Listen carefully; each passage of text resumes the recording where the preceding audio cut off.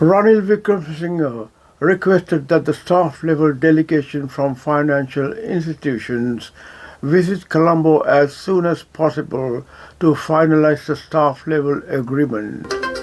Sri Lankan Prime Minister Ranil Wickremesinghe has urged IMF Chief Kristalina Georgieva to send a team to Colombo as soon as possible so that a staff-level agreement could be finalized, as his cash-starved government is seeking to find USD 6 billion to keep the country afloat for the next 6 months. During his talks with the IMF Managing Director on Tuesday, Wickremesinghe requested that the staff-level delegation from the IMF visit Sri Lanka as soon as possible so that the staff-level agreement could be finalized. Online portal News First LK reported on Wednesday, quoting a statement issued by the Prime Minister. The statement said that Georgieva expressed her willingness to support Sri Lanka in these difficult times.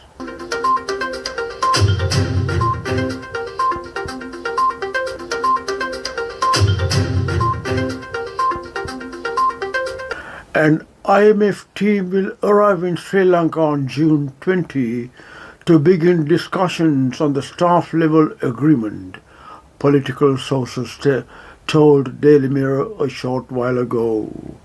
During their visit, the team will discuss with the President and the Prime Minister, who is also the Finance Minister. Sources said that Prime Minister Wickremesinghe is looking to finalize the staff-level agreement during the visit, reported by Jamila Hussain.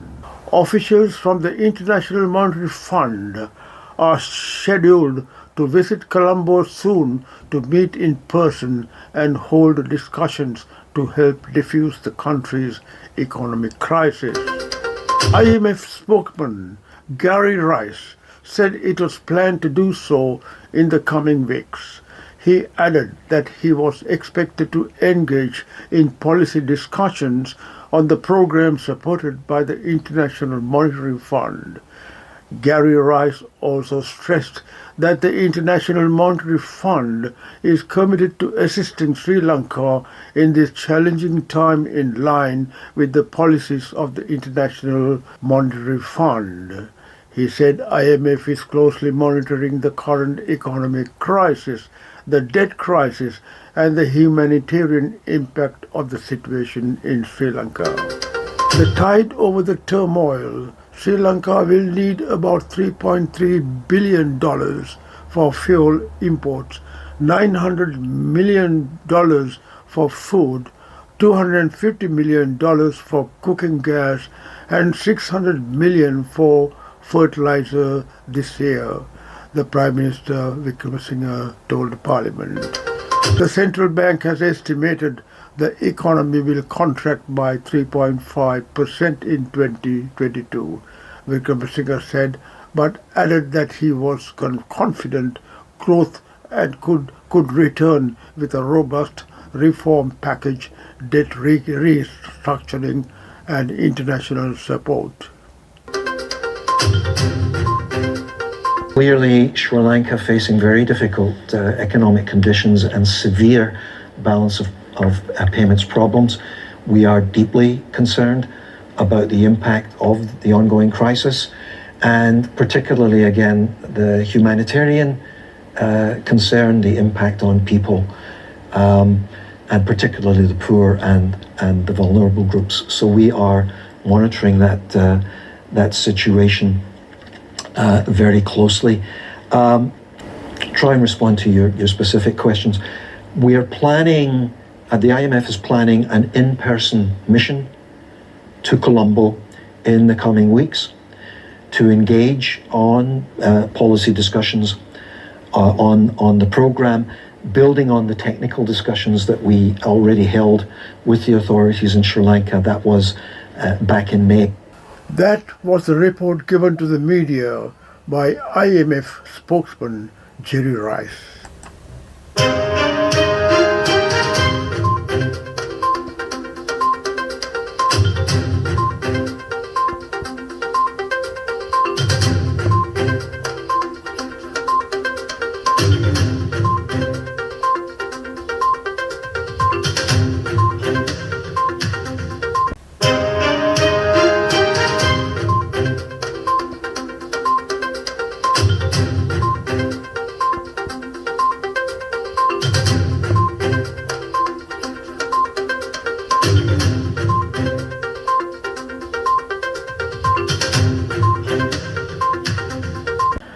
At the conclusion of the mission, the IMF team issued the following statement.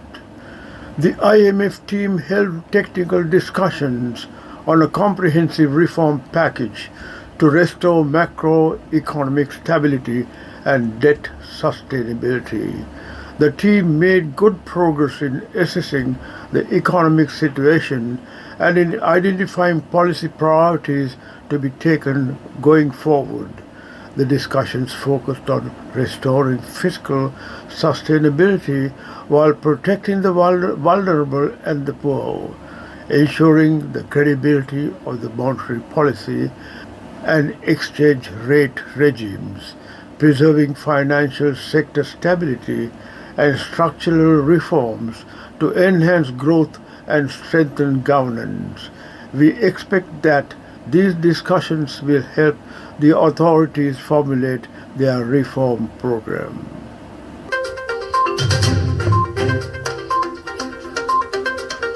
Julie Chung, Ambassador in Sri Lanka. The subject matter discussed was to learn more about the US-SL relationships and how work with local partners supports the aspirations of the Sri Lankan people. Interview was given with Indivari Anuwatha, Colombo-based broadcaster for Other Narrator. The positive steps Sri Lanka has taken in seeking assistance from the International Monetary Fund, saying that the United States, as one of the largest stakeholders of the IMF, wants to support Sri Lanka. She said this will not only open up financing opportunities for international financial institutions and multilateral banks, but individual banks as well. The ambassador, meanwhile, highlighted as critical for all creditors be given equal treatment as the country moved towards the IMF debt restructuring and financial reforms. Here are some excerpts from an interview I had with the US ambassador earlier today.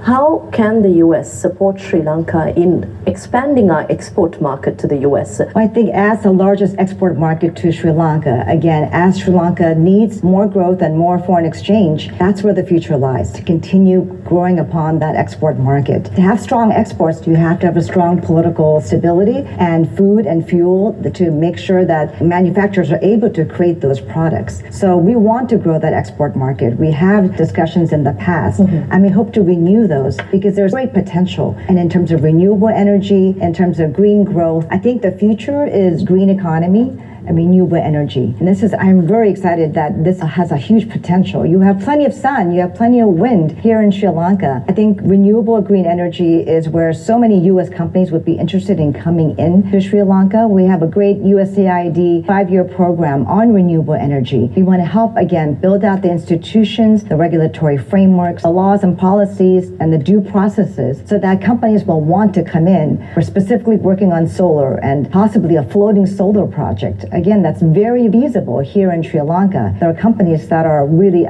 interested in coming into Sri Lanka to do that. And when there's so much obstacles or red tape to renewable energy, there needs to be a fresh, renewed look at how to attract that. And not only from the United States, there are many European countries also very strong in renewable energy space. We're also looking at electric tuk-tuk, something that's very simple and practical. And given the current crisis, that's where I believe there's an opportunity here. There's an opportunity for people to think anew and think afresh about what renewable energy can do for Sri Lanka in the future. How does the United States view this situation? Are you happy and content with the way Sri Lanka has transitioned in managing this political crisis? I think that the new Prime Minister has a daunting task ahead of him. And amidst this crisis, you really need that political stability. I go back to that again. When you have a table, you need all 4 legs to be standing. You can't have a lopsided table. So that's why political stability, economic stability go so much hand in hand. We've welcomed the steps to go to the IMF, to hire the debt and legal advisors. Those are positive steps. I think the Prime Minister also started off early in his term being very transparent and honest with the public about the challenges challenges at hand and what he intends to do. So we hope he continues to communicate very regularly and transparently to the country about what his plans are and his solutions. So initial steps, I think, are very positive. Again, working with the international community, with international financial institutions, the World Bank and IMF and others. This is a time when all the countries, we need to come together and support and help Sri Lanka in this very tough period. How does the United States believe Sri Lanka can work within this framework with the IMF and other international and bilateral partners to overcome this situation? Sri Lanka has made the right decision to go to the IMF, in my opinion. Maybe they could have done it sooner, but now that decision has been made to take important steps for reforms, that the IMF has laid out several reform structures. And again, the Prime Minister has already taken a few steps already in that direction. As one of the largest stakeholders in IMF, the United States wants to support Sri Lanka as it takes these steps. And that'll open up financing opportunities not only from international financial institutions and multilateral banks, but individual countries as well. And as it moves towards these IMF debt restructuring and financial reforms, it's so critical that all creditors have comparable, equal treatment. And that's one of the very important components that many countries who undergo an IMF program have to deal and address, because one country cannot get a special deal. All countries really must come together and show their support to Sri Lanka. At the same time, India requested that Sri Lanka treat all creditors the same and no favors be made to China. First of all, I don't think it's just an Indian concern. This is a concern amongst all creditors, that creditors be treated equally and comparably. And that is a common standard at the IMF. And we've seen instances around the world in different countries where certain companies and countries did not want that equal treatment and they wanted special favorable treatments. Hope this video talk about the dealings with IMF to seek their assistance to bail out the financial crisis in Sri Lanka was useful. Let's meet again for further talks.